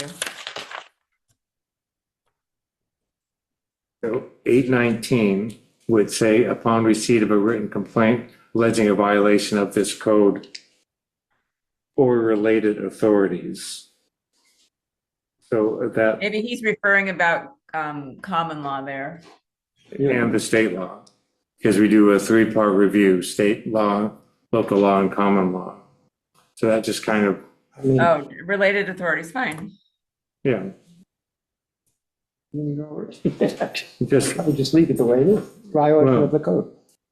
Why do we have to- well, or related authorities is okay, as if, I mean, that refers to state law. and common, right. Okay, so.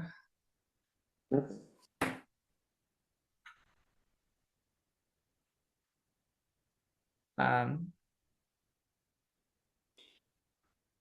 Then we would take out of the code in the second phrase. So it would say a violation of this code or related authorities, or upon determining on its own initiative that a violation may exist. okay, So just to make that grammatical. are you in D1? It's 819 A. Hey, Wait, All right, got it. If we go to 24, it's 818. Have we dropped back to Well, we're 818? not talking about the confidentiality issue. Oh, right. 818 D2, and this is an interesting one. Maybe he's right. I don't know. You know, if somebody only wants to talk to us confidentially because they're going to suffer retribution, can we offer them confidentiality? Stephen is. No, because the employee has the right to confront them. I think that's what he's saying. So the practical effect of that is if we hear there's a serious ethical violation, but somebody doesn't want to attach their name to it, they can tell one of us and we can initiate that on our own. I don't, but then they would have to You'll be have a to- witness. how do you substantiate it? yeah, how do you, They would have to be a witness. What if we said that if we decide to go forward at that point, can it be initially kept confidential? I don't know. How do you do it? How do you do an investigation without betraying confidentiality? Well, we have done at least one of those, although the subject figured out who the object was. But, I mean, would we rather just have this sentence say complaints may be made anonymously? But then he does say that if the board progresses to an evidentiary hearing, due process requires. So, well, yeah, you can, How do you stay, like an example of, somebody says that a police officer solicited a bribe of $100. Sure. But he wants to be confidential. But then, when you go to a hearing, he has to confront the police officer. Well, Right? maybe So there's you- no evidence for that. Or maybe there's no evidence. Yeah. what if we say if the board determines that there is probable cause, then it can be initially filed anonymously? But if the board does determine probable cause, I don't know. I've never liked it being anonymous because I think that's just going to invite spurious claims. I know you guys think otherwise. Yeah, I like it being anonymous. I know, but Fear of retribution, and it's such a small town. There is and- Somebody can, you do Yeah. have a right to confront your accuser. Well, yeah, but, if there's no evidence at that point in time, there's no evidence. right. so they can bring it anonymously, but if you take it up, Right, if they say, oh, I don't want to testify, just keep me anonymous. I guess we'll have to say it's then there's no evidence. But they may say, oh, you can find records of financial transactions. And then if you find the records of the financial transaction, you never need to out them because you've got the Right, record. exactly, Then right. you've got what you need without, Yeah, but that's, They'll make anonymous complaints, but I mean, they can send us anonymous letter. Can we ignore that? or if we think that it's substantive, we can look into it, yeah. What Stephen's suggesting is, even if somebody says, I, John Doe, want to complain against Christina anonymously, I don't pick on her. Jordan, Come on. anonymously, you have to tell that person, no, at the end of the day, they have a right to confront you. It did come up, actually, can you have somebody, yeah, it did come up. but if you have, again, if you find a paper trail, if they say, look here and you'll find these things, then they don't have to ever I mean, confront this, the person. maybe eliminating this phrase takes care of Stephen's concern. The phrase is, and in cases where they are not, upon request, the name of the complainant may be kept confidential.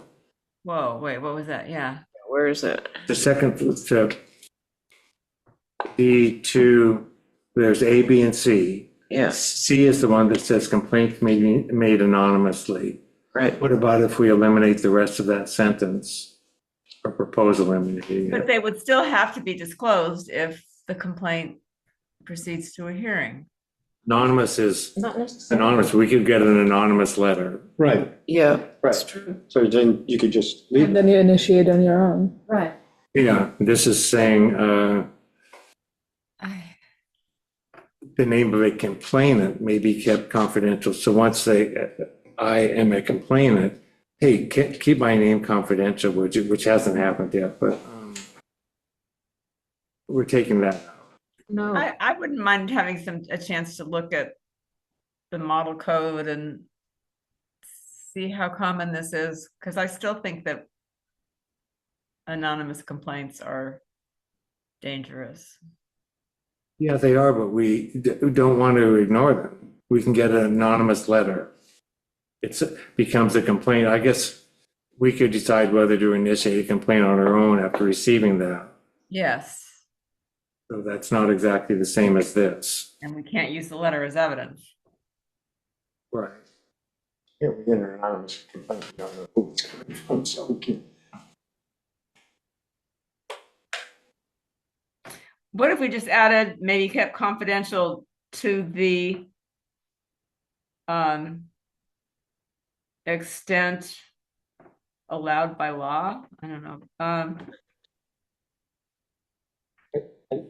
So the intent to, if someone wanted to complain about something they saw, you know, a coworker or something like that, they could make an anonymous complaint to the board, but they didn't want their name coming out. Yeah.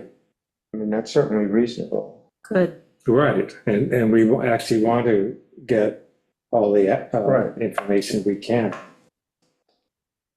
So Laura, what was your feeling about this subparagraph C? Her fear is that we'll get a lot of crazy, crazy stuff because. No, but I also just said you could add maybe to the end of C something like to the extent. Oh, I see. Maybe get confidential. To the extent necessary to complete the investigation or something like that.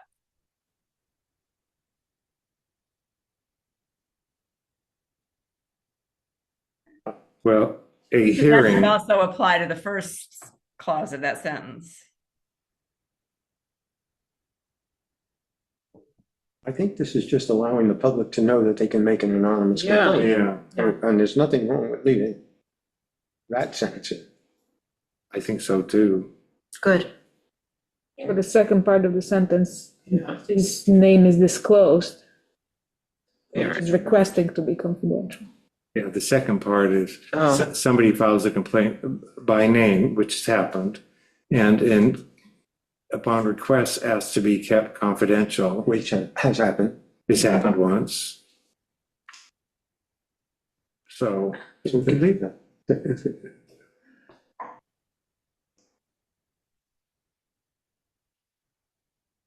Stephen's point is if we go to an evidentiary hearing, due process requires Yeah, Yeah, And that's why I was thinking if you could say at the end of that sentence, except to the extent disclosure of the complainant is necessary to pursue.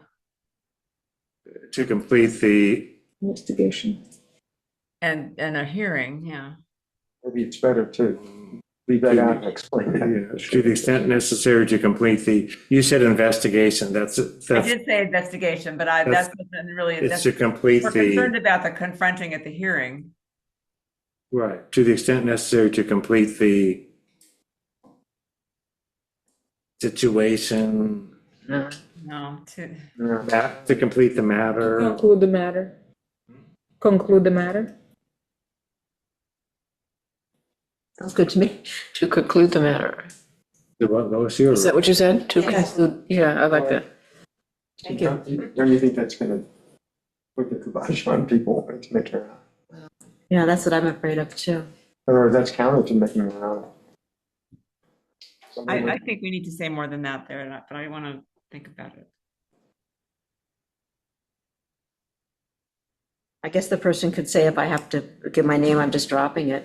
You guys can take it from here if you want, you know, or something like that. You know. Or when somebody makes an anonymous complaint, if it's such that it may require a hearing, the person is informed that this might require it. How about if Which is in front- actually, that is typically even in different investigations, that it's disclosed that nothing that being said, it is confidential to the extent. Right. How about if we add a sentence at the end of that, maybe kept confidential, to the extent necessary to complete the matter? That sounds. No. That's vague. Not necessary, It's vague but enough to- What does it mean? not confidential to the extent it's necessary. It won't be held confidential if it's necessary. I don't know. Maybe I don't know. kept- I'm sorry, my brain is going on the fritz. I think Yeah, Yeah. we just, needed my, That may- we're not talking about an anonymous complaint, but a named complaint where the person then has to be kept confidential, and we're saying to the extent necessary. That's not necessarily perfect confidentiality for them. I actually think that you have the same problem in both cases. I don't think we do with an anonymous complaint. I think if it's truly anonymous, there's an evidence problem. Right. But we don't know who the complainant is, so, But that is a problem with any investigation. Yeah, yeah. Are we okay with that for now? What do we, what's okay, what do we? Adding a phrase to the extent necessary to complete the matter. which, No. it doesn't, I don't know what that means. Yeah. Okay. Then it's a way of ending the sentence. You're gonna discourage a confidential complaint. Yeah. Yeah, no, then then you're saying, well, Leaving the maybe, wording the way it was is fine. maybe yes, maybe no. Okay, In case it's okay, with it how it on was. request. Because obviously if it goes to a hearing, then You would there's explain. due process rights. Yeah, so let's take for example, somebody calls you and says, I want to complain about my coworker, blah, blah. And you say, well, we can keep it anonymous, but if it goes to a hearing. Yeah, So we can inform them of that. Yeah, but shouldn't it then be in here? Yeah. You wanna leave it, like what if you forgot to disclose that, in a phone call? Yeah, because once you put it in here, you're going to discourage anybody making a confidential complaint. yeah. But you're blindsiding them. Yeah, Yeah. I agree. Well, No, because this is how we were trained by the labor attorney. If somebody comes, I want to file a complaint. First thing you need to tell them is anything that is being said here, it's not 100% confidential. So, and then they have a chance to proceed with a complaint or not to proceed with a complaint. But they have to be made aware that anything that is being said, that, what is perceived as a confidential setting, So, it's not 100% confidential. so I would think we could leave it the way it is and explain just what you said in the handbook. We give those examples in the handbook. No, I think we have to. But then it's almost conflicted with the code, because it said may be confidential, and in the hand code, you said that it might not be confidential. Either it is, we have to sit here and decide now, either it is confidential or it isn't confidential and have our code reflect that.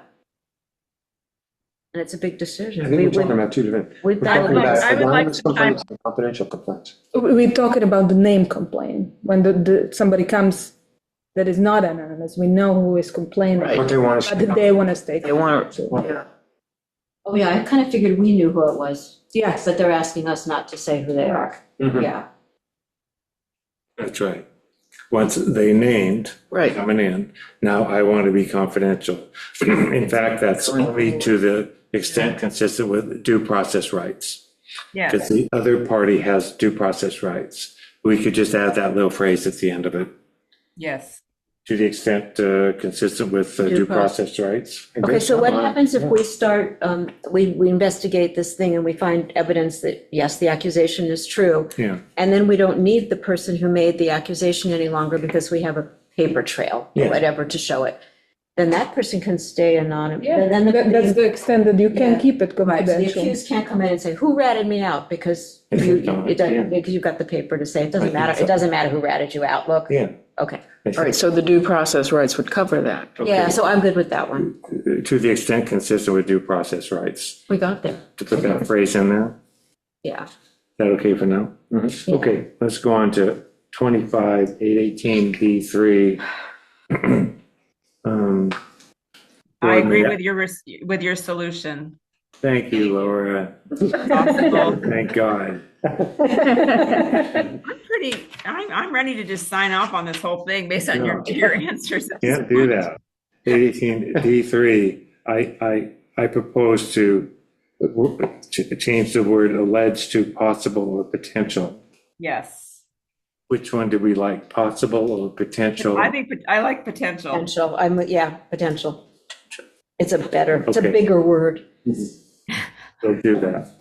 818-D4, he doesn't want to refer to Article 18 again. We've discussed this with him round and round. Article 18 has a lot of information about voiding contracts that we don't want to have at all in. Yeah. Right.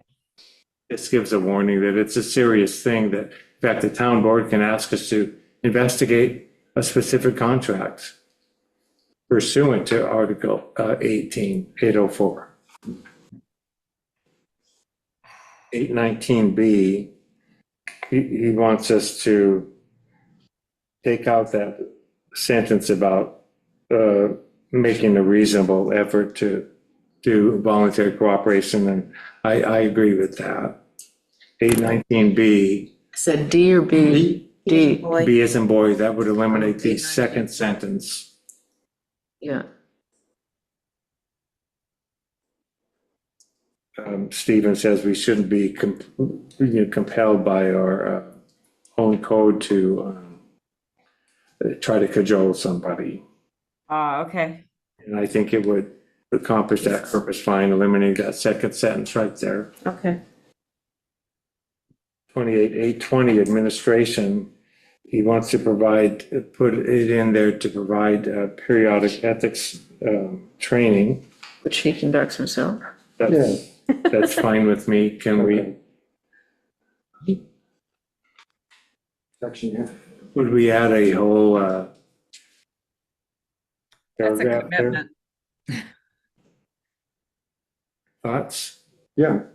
I can certainly add Yeah, it's a number, because it doesn't merge with any of these others, So So make it F. yeah. F, where are we now? F. F, it'll be a 820, and then a newly created F. new F, I would see. say. periodic ethics. Number Periodic. 28.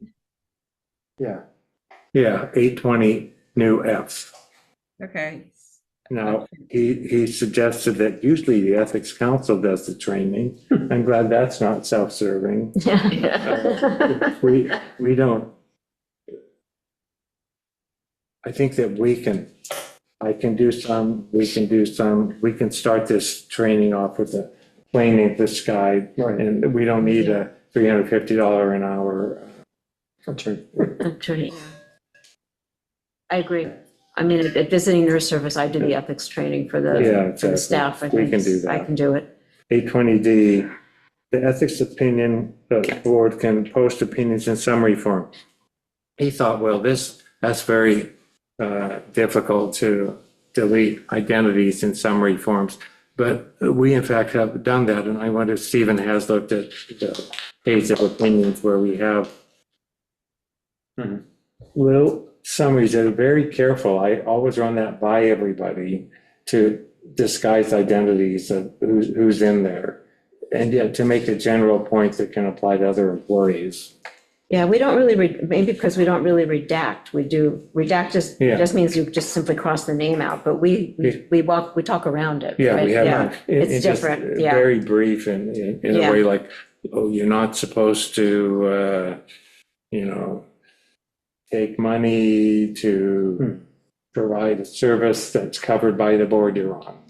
Something like that. I think we've done a good job of that. So I think Yeah, if we were trying to redact things, I've been yeah, through we're not, redaction. yeah. I still love to read through redactions. I There's a way to do it. got a lot of reporting done that way. Really? Oh, yeah, absolutely. They used to do a You can really actually- bad, if you redact with just a pen, you can read right through Yeah, that. that's right. Yeah, we don't do it that way. How do we do it? PDF has a function to Oh, redact. uh-huh. Yeah, If you get It's the digital right, redaction. get the right document, you can go to previous iterations of it and Really? Right. before redactions are made. People, redactors have to be really careful to, To cover their tracks. otherwise, People like you come along. Yeah. totally. But I don't think that we do redacting, and I think that our opinions page is the best I've seen of any ethics board. Yeah, because we don't redact, we rewrite, or whatever. And we get permission from people to put the whole opinion down. Yeah, yeah, no, we're good, I think we can move on. Okay, 820, he wants to separate the thoughts of the annual report and periodic review of the code in section E. I don't think that's necessary, but it'd be okay. Should we do a new F that separates them? It's okay with me. Yeah. Just a new F that would start, the ethics board shall periodically review this, code, Yeah. which is what we're doing now. Yeah, Okay, new F. 821 penalties in accordance with law. 821B. civil fine.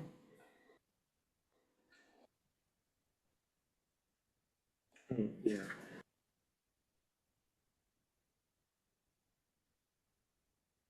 Yeah, in accordance with. I don't understand what he's saying. Where would you I don't put either. that? Yeah. For each, under B, first sentence, for each violation in accordance with law. Oh, instead of the 3,100. No, there's still 3,000, but just to add a phrase, in accordance with law. Stephen seems to think that's, and he is on both sides of the street sometimes. So why don't we use this in accordance with law? Where would you put it? After for each violation in accordance with law. That's all.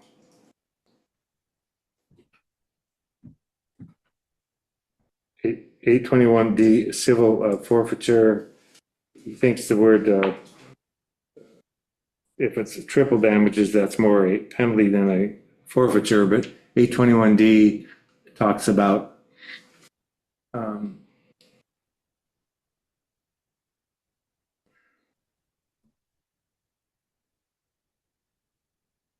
We should just look up the definition of civil forfeiture, Yeah. see whether it can be, So 3 times, Is a civil 3 for, times the value or. what is a civil forfeiture? you That have means to if give they, things back to the town? if they gained $1,000, You have to pay a fine of they have to 3,000. give the 1,000 back, and the town board could ask for. Or 3,000 triple. back? This is still up to the town board anyway. Yeah, But it's the use, he's talking about actually a definition of the word forfeiture. He's saying it's not a forfeiture, yeah. so.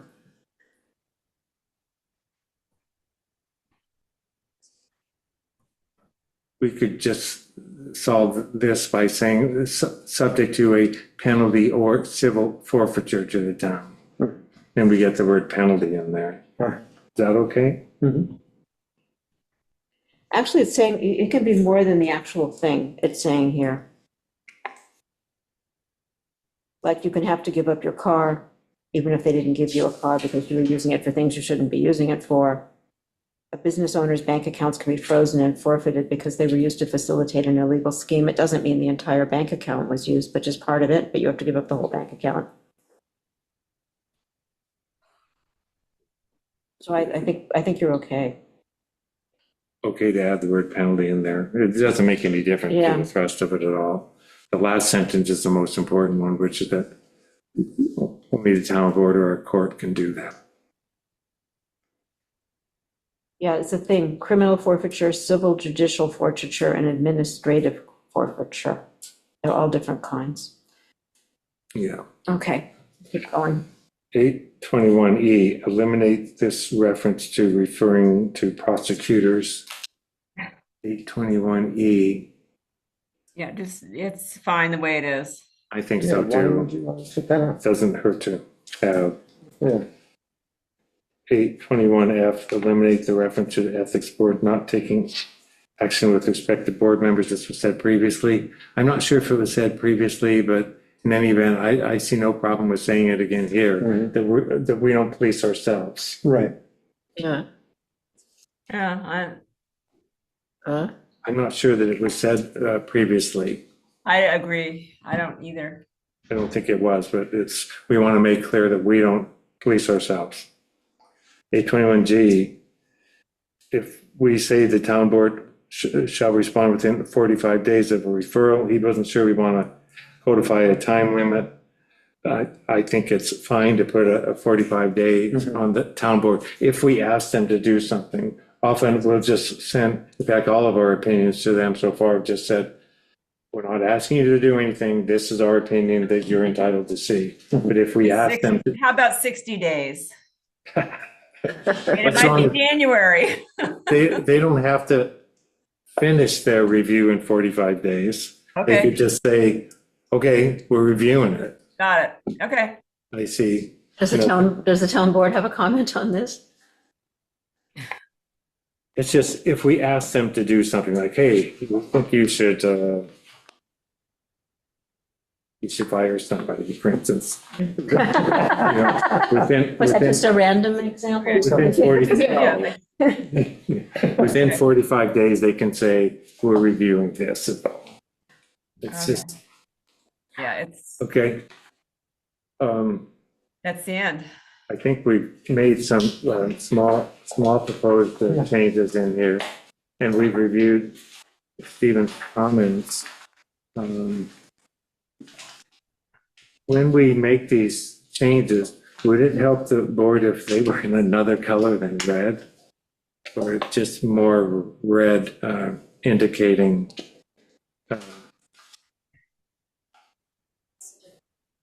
Different color? Yes. Okay.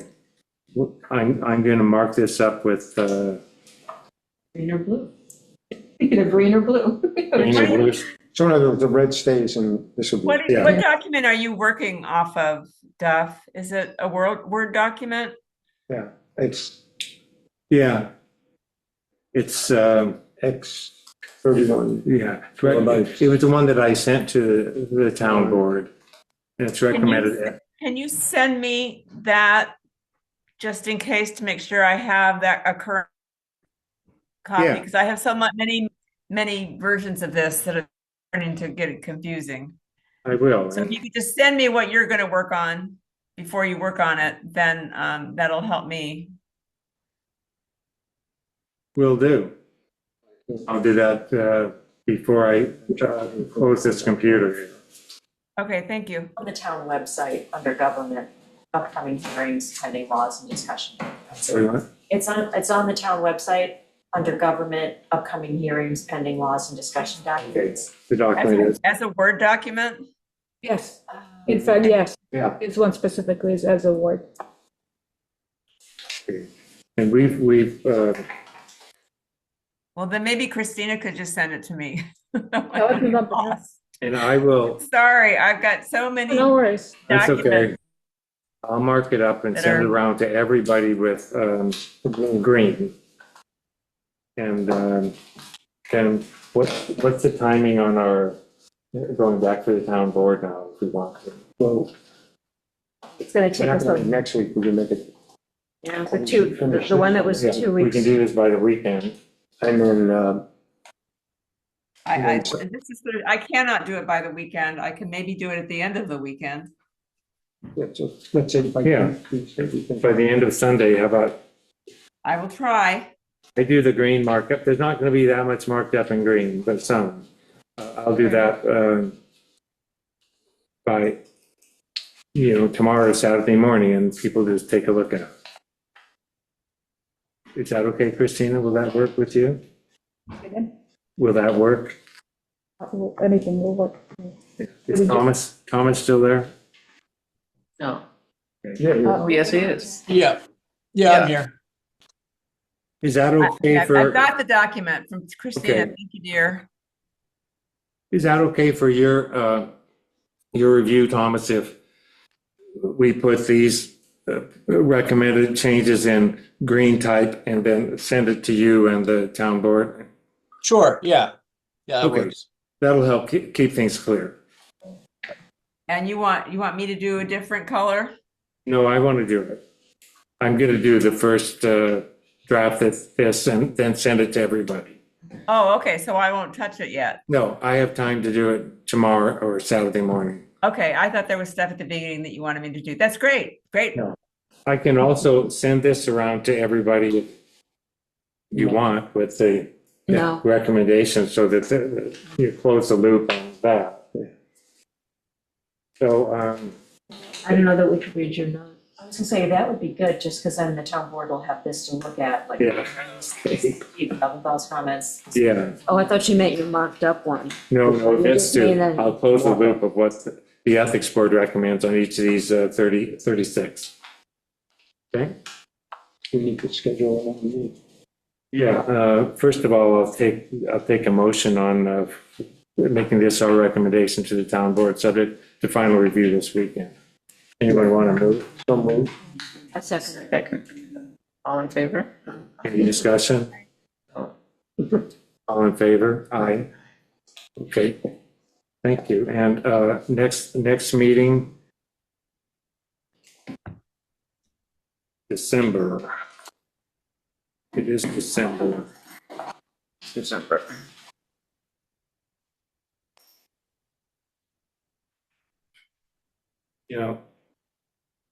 We don't have any action in front of us right now, which is why I think that we do need to solicit or do the best we can to get more and also to get. Didn't you say there was something for executive session to discuss? We already did. We did. And it's- All right. so I think the subcommittee on the plain English sky steps up now. Yeah, well, as soon as you get us the, Whether it as is. soon as you get us that, yes, we promise. And what do you want to come back in a month in January? Sure. I'm out until March 18. You what? Out until March 18. We're gonna have to meet before that. Okay. You're out until March, starting when? January. Starting the 1st of January. Do we want to try to meet in late December? But let me know. I mean, I'll can ask and arrange if there's the funding. It just, I cannot, confirm ahead of the time that somebody I don't is. see a benefit in meeting in late December right now. No, we have What do we nothing do to when do. you're out? No. Well, then we can ask if there's we were gonna be hiring somebody to replace on a temporary We're looking basis. for temporary leave replacement. Are they as discreet I as don't think her? we should meet in December. Yeah, No, that's too Holiday soon. December. This is December. yeah. So I'm away for not, for a good chunk of January, and if we need me physically here, since Laura won't be here, we'll have to do it when I'm back from my travels. When are you back? I fly home on the 23rd, so I'll be in the city of January. I'll be in the city for a couple days, and then probably out here, so. I'm couple going days. to, Where are you gonna be? I'm going to Puerto Rico for 2 weeks until February 9. Huh. Yeah, we're gonna make it until March. Yeah. And I go to Southeast Asia on February 5th. Yeah, If we don't have, for how long? 3 weeks. Okay, so when, Well, I'm gonna have to go somewhere, when in this, and then when you come back, I'll leave. January 25? I'm going to be in St. Lucia from January 6th. I'll probably be on Shelter Island for a few days in early January, but that would be probably too soon, no? Let's send I could around, do that. Shelby used to I've send got Google around. Doc. Yeah. The thing about Google Docs, though, is you have to put in dates, like January 6th at 3 PM, and then a person checks the box. Like, we've got to choose, that's how Google Docs work, so we have to have some dates. You want to do it before I go to St. Lucia on January 6th? Is everyone around? when do you leave? January 6th, but that means I will have slept in New York City the night or two before that. The first week in January? I'll be out in January too, so we have the three of us, Okay. if you're here. I am here, January 2, 3, 4, or 5? It's Friday, Saturday, Sunday. So what are we doing? What is this marking? When it, January, This would be our next meeting, I January. could do the next January, meeting. I could be here January 2. no, I can't, I'm gonna be away January 2nd. What about 3? No, I'm That's a coming back. Saturday. Saturday. I'm going I to can do the Jamaica. 5th. And I'll be in the city on the 5th to get on an airplane on the morning of the I could do 6th. the week after. I'm gone now. When do you leave? Should we close the meeting? Oh, I guess I am here. Sure, why not? I move that the meeting be adjourned. Yeah, let's send something around and people will Okay. specify their schedule, we'll figure it out. okay, Yeah. When you said January, after the 5th, I'm here the whole month. I'm gone somewhere, I can't figure it out right now, but we'll send something around. All right. So, And Laura, are you coming at all to the island, or you're gone for the next number of months? I will be there, probably on the 5th, but I couldn't meet until the afternoon, I think. That would actually work. 5th. That's a Monday. I won't be here, but that's I won't. fine. I won't be. Oh. Not But going that's, anywhere. that's also really soon. I mean, someone's got, Yeah, It's a month. yeah.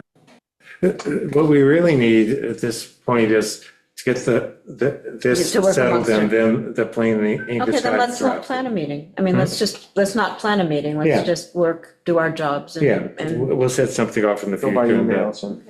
The subcommittee, rotate drafts, that would be good. what do you do? We'll talk. Okay, during the meeting. okay. Any other comments from the public at this point in time? Thank you. I move that we adjourn. Second. Aye.